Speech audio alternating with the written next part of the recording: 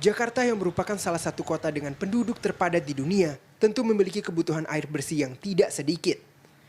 Setidaknya warga Jakarta membutuhkan 26.000 liter air per detik setiap harinya. Namun saat ini, hanya 60% warga Jakarta yang dapat mengakses air bersih dengan mudah. Hal ini menyebabkan 40% warga Jakarta menempuh cara instan untuk mendapatkan air bersih, yaitu dengan mengeruk air dalam tanah. Namun bagi warga pesisir yang air tanahnya tidak layak konsumsi, mereka terpaksa harus membeli dengan harga Rp5.000 per jerigen setiap harinya. Menurut Dinas Sumber Daya Air Jakarta, krisis air bersih ini terjadi karena rendahnya kesadaran warga untuk menghemat air bersih. Selain itu, kondisi krisis tersebut semakin diperparah dengan penggunaan air dalam tanah yang dilakukan secara masif oleh industri dan rumah tangga. Hal ini menyebabkan turunnya permukaan tanah di Jakarta sebesar 7 cm per tahun. Apabila kondisi ini tidak segera ditanggulangi, Jakarta berpotensi banjir besar pada tahun 2030. Air merupakan sumber kehidupan dan kewajiban bagi pemerintah agar masyarakatnya dapat mengakses dengan mudah. Hal ini perlu dibarengi dengan peran serta masyarakat Jakarta untuk lebih efisien dan bijak menggunakan air. Air merupakan kebutuhan pokok setiap makhluk hidup di bumi. Manusia tergantung pada air bukan hanya memenuhi kebutuhan domestik rumah tangga, melainkan juga untuk kebutuhan-kebutuhan seperti kebutuhan produksi, kebutuhan industri, dan kebutuhan lainnya. Seiring berjalannya waktu, meningkatnya jumlah populasi berbanding lurus pada meningkatnya kebutuhan akan air. Padahal menurut siklus hidrologi, jumlah air adalah tetap. Hal ini tentu saja akan menimbulkan masalah di kemudian hari, yaitu krisis air.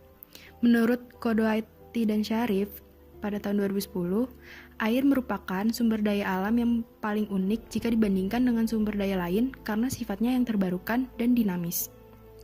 Artinya, sumber utama air yang berupa hujan akan selalu datang pada musimnya sesuai dengan waktu. Namun, pada kondisi tertentu, air bisa bersifat tak terbarukan.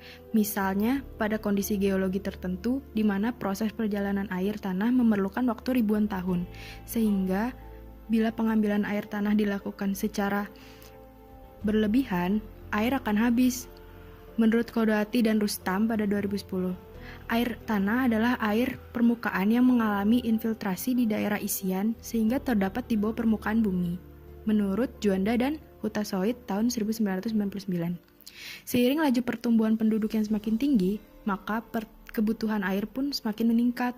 Pemanfaatan air tanah sebagai sumber air bersih menjadi solusi terbaik dan termurah. Hal ini menyebabkan keberadaan air tanah semakin berkurang. Selain itu, perubahan fungsi lahan juga menyebabkan air yang seharusnya dapat terserap menjadi run-off yang mengalir ke dalam sungai dan terus ke laut, sehingga dampak langsungnya adalah berkurangnya ketersediaan air tanah atau kekeringan.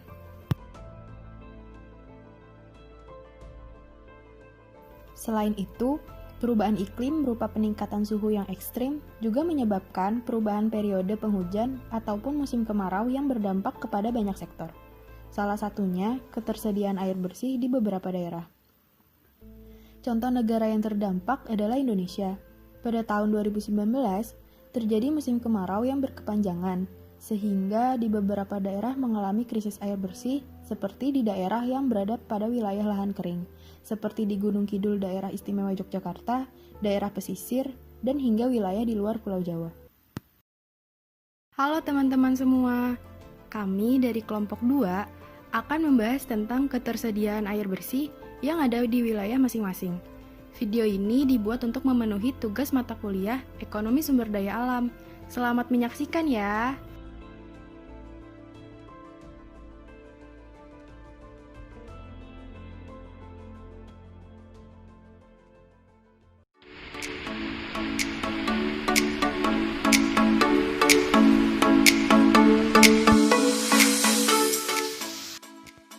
Sungai merupakan salah satu sumber air yang masih digunakan hingga saat ini.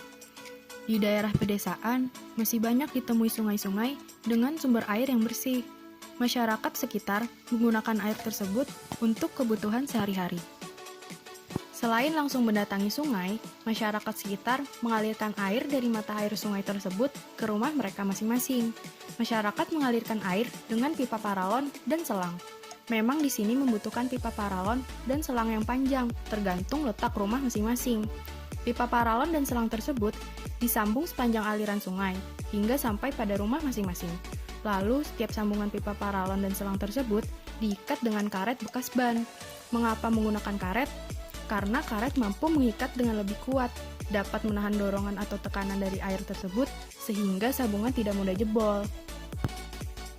Selain menggunakan pipa dan selang, masyarakat sekitar juga memanfaatkan bambu sebagai media untuk mengalirkan air.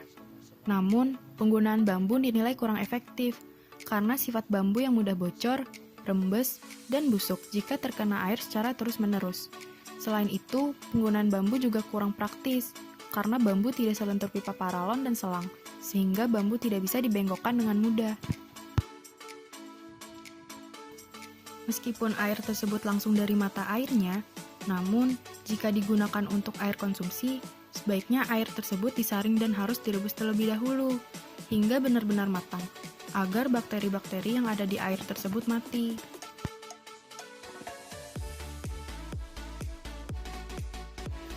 Setelah sampai rumah, air tersebut dapat digunakan untuk kebutuhan sehari-hari, seperti mandi, mencuci, air untuk konsumsi, hingga air untuk mengairi air kolam.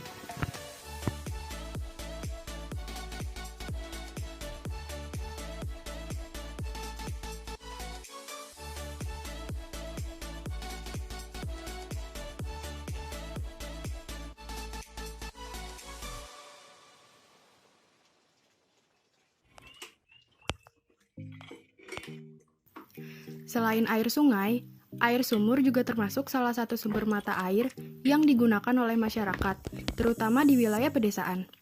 Prosesnya adalah sumur digali hingga ke bawah agar mendapatkan sumber air dan dapat ditampung agar bisa dimanfaatkan.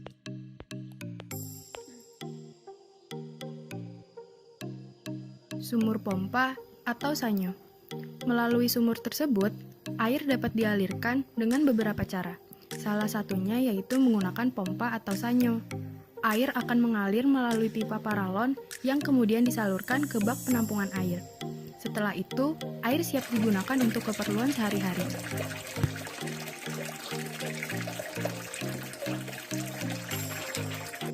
Sumber air lain yang digunakan dalam memenuhi kebutuhan sehari-hari dapat berasal dari PDAM atau PAM. Air baku dari PDAM berasal dari sumber yang berada di mata air, sungai, danau, ataupun gunung. Air baku ini tidak semerta-merta dapat langsung digunakan untuk memenuhi kebutuhan air bersih. Namun diperlukannya pengolahan air bersih terlebih dahulu. Program yang diberikan pemerintah ini dapat membantu penduduk desa yang mengalami kesulitan dalam memenuhi air bersihnya. Pembayarannya cukup mudah juga dengan pengaturan meteran air ke rumah-rumah. Harga untuk debit yang keluar setiap 1 meter adalah Rp2.500. Beruntungnya kita yang tinggal di daerah yang berkecukupan air bersih. Berbagai sumber air seperti sungai, sumur, dan PAM dapat mudah kita temukan untuk ketersediaan air bersih di rumah kita. Kegiatan mencuci pakaian merupakan pemakaian air terbesar dalam kegiatan rumah tangga setelah keperluan mandi. Penggunaan air dalam kegiatan ini sekitar 30% dari penggunaan air dalam kegiatan rumah tangga secara keseluruhan. Sedangkan 70% dari 30% penggunaan air untuk kegiatan mencuci pakaian digunakan untuk kegiatan membilas pakaian. Hal tersebut dapat terjadi dikarenakan dalam kegiatan pembilasan dilakukan sebanyak 2-3 kali, di mana dalam sekali bilas dapat menggunakan air sebanyak 10 liter. Sebagaimana yang disampaikan oleh Pak Olin Lilongsari, seorang brand manager Molto, PT Unilever Indonesia pada situs berita nasional kompas.com. Selain mencuci pakaian, kegiatan menyiram tanaman juga membutuhkan air yang cukup banyak. Kegiatan menyiram tanaman ini baiknya dilakukan pagi hari, karena pagi hari adalah waktu terbaik untuk menyiram tanaman, sebab hal ini cocok dengan siklus pertumbuhan alami tanaman. Tanaman siap mengonsumsi air di awal pagi hari, ketika matahari sudah terbit, namun belum terlalu tinggi. Siramlah tanaman dengan frekuensi yang tepat. Peraturan umum tentang air yang dibutuhkan sebuah kebun adalah 2,54 cm air setiap minggu. Namun, beberapa jenis tanaman membutuhkan lebih banyak air dari jumlah itu, dan beberapa jenis lainnya membutuhkan lebih sedikit air. Cara terbaik untuk mengetahui frekuensi penyiraman yang tepat adalah dengan melakukan riset tentang jumlah air yang dibutuhkan tanaman. Untuk penghematan air dalam kegiatan ini, mungkin kita bisa lakukan dengan cara menggunakan selang pada saat menyiram tanaman, karena air yang keluar dari selang bisa lebih diminimalisir. Akan lebih baik jika kita memanfaatkan air hujan untuk menyiram tanaman tersebut.